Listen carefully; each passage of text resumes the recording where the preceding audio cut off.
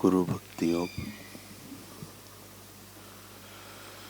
जो आत्मज्ञान का मार्ग दिखाते हैं वे पृथ्वी पर के सच्चे देव हैं। गुरु प्रभु प्राप्ति का मार्ग दिखाते हैं और शिष्य को सदा के लिए सुखी करते हैं। जो संपूर्णता का मार्ग दिखाते हैं वे गुरु हैं। संस्कृत में गु शब्द का अर्थ है अंधकार या अज्ञान और रु शब्द का अर्थ है दूर करने वाला। अंधकार या अज्ञान रूपी अज्ञान का नाश करने वाले गुरु कहलाते हैं। आध्यात्मिक गुरु निरंतर उपदेश से साधक को तालीम देते हैं। गुरु सच्चे शिष्य को प्रभु की ओर से प्राप्त भेंट है। तमाम शास्त्र जोर देकर गुरु की आवश्यकता मानते हैं। श्री राम जैसे दैवी अवतार ने भी श्री वशिष्ठ जी को अपना गुरु माना था और उनकी आज्ञाओं का पालन किया था। शिष्य दुनियावी दृष्टि से चाहे कितना भी महान हो, फिर भी गुरु के सहाय के बिना वह निर्वाण सुख का स्वाद नहीं चख सकता। गुरु के चरण कमल की धूलि में स्नान किए बिना केवल तपश्चर्या करने से या दान देने से या वेदांत के अध्ययन से ज्ञान प्राप्त नहीं हो सकता। शिष्य को सदा अपने गुरु की मूर्ति का पूजन करना चाहिए और उनके पवित्र नाम का जप करना चाहिए। इस कलयुग में आत्म साक्षात्कारी सद्गुरु की भक्ति के द्वारा ही ईश्वर साक्षात्कार करना है। सत्य स्वरूप ईश्वर का साक्षात्कार किए हुए गुरु कलयुग में तारणहार हैं। जो लोग अपने जीवन में ईश्वर के मार्ग में आगे बढ़ना चाहते हैं अथवा ईश्वर को प्राप्त करना चाहते हैं, उनके लिए प्रत्यक्ष भगवान की प्राप्ति यदि कहीं हो सकती है तो वह सद्गुरु के रूप में हो सकती है। सद्गुरु भगवान का रूप है। सद्गुरु साक्षात भगवान ही है। यह नहीं समझ लेना ही सद्गुरु जन्मने मरने वाले हैं, वे तो नित्य हैं। वे ज्ञान स्वरूप है।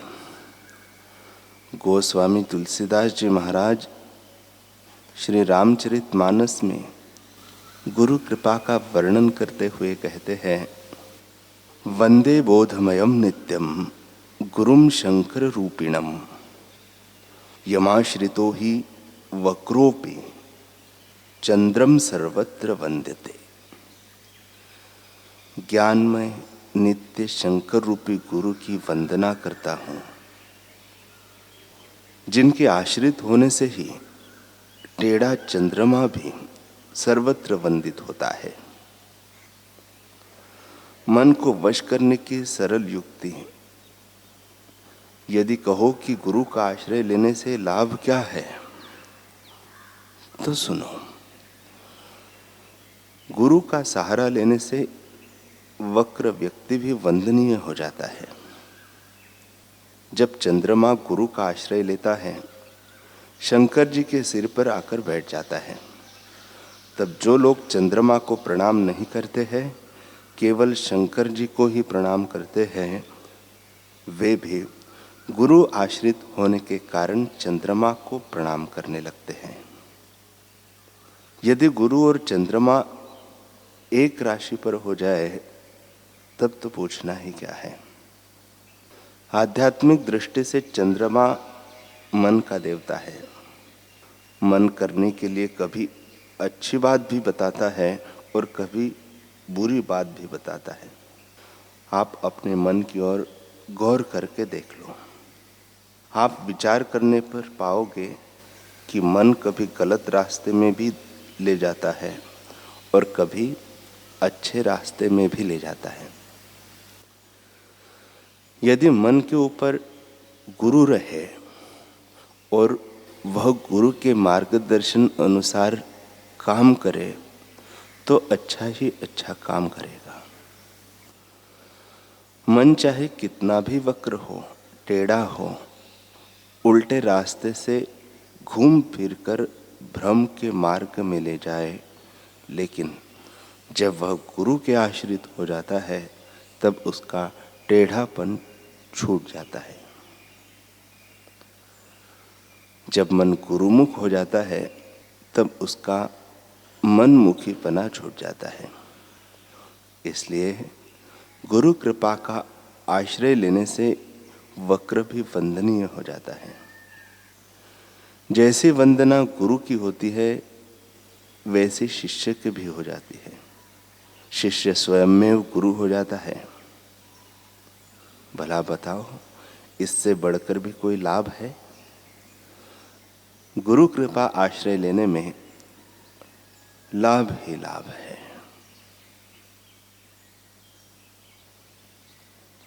गुरु की नथनी नाक से हृदय से निकाल कर फेंक दे तो हम अनाथ हो जाएंगे। जैसे लावारिस माल सरकार का होता है, ऐसा ही अनाथ अंतःकरण फिर जो भी दूसरे जीव भटक रहे हैं उनके प्रभाव में आ जाएगा। जो आत्मवेत्ता गुरु के या भगवत तत्व के प्रभाव में नहीं रहता, वह वस्तु, व्यक्ति और विकारों के प्रभाव में भटकेगा ही। यह बिल्कुल पक्की बात है, पक्की बात है। इसको ब्रह्मा जी भी अन्यथा नहीं कर सकते। जो एक परमात्मा प्राप्त गुरु की, ब्रह्म की शरण छोड़ देता है, उसे कईयों की शरण में जाना पड़ता है।